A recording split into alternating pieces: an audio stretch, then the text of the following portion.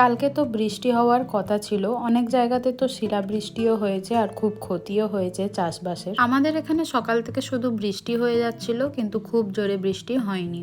আর এর মধ্যেই চলে গেল ভাই কাজে। আজকের ওয়েদারটা একদমই ভালো লাগছিল না, সারাদিন মোটামুটি ল্যাদি খাচ্ছিলাম। তো এখানে দুপুরে খাওয়া দাওয়া করে নিলাম শিম দিয়ে মুসুর ডাল, বাঁধাকপির তরকারি আর টমেটোর চাটনি দিয়ে। তারপর ভাইয়ের একটা বন্ধুর হলদি সেরিমনির জন্য পাঞ্জাবির একটা কাজ ছিল, সেটা নিয়ে বসলাম। আর এই দেখো, এই ডিজাইনটা করেছি, খুব সিম্পল আর খুব সুন্দর হয়েছে। আমার তো নিজেরই খুব পছন্দ হয়েছে। আর এটা আজকেই লাগতো, মানে আজকেই কাজ থেকে ফিরে ভাই দিতে যাবে। তারপর সন্ধ্যাবেলা আজকে করলাম একটু মেদু বড়া। এটা কিন্তু আমার রেসিপির শুট ছিল, তার জন্যই করেছি। আর অনেকদিন বাদে করলাম, খেতেও খুব ভালো হয়েছিল। আর কোকোনাট চাটনিটা মা আগেই করে রেখেছিল, আমি বলেছিলাম করে রাখতে। আর আমাদের বাড়িতে সাউথ ইন্ডিয়ান খাবার খেতে সবাই খুবই পছন্দ করে। এইদিকে মা ঘুমাচ্ছিল, ঘুমের মধ্যেই মাকে তুলে গরম গরম মেদু বড়া খেতে দিলাম। মা খেয়ে বললো খুবই টেস্টি হয়েছে। তারপর মাথার আমার একটু যন্ত্রণা হচ্ছিল, তো মা করে দিয়ে গেল চা।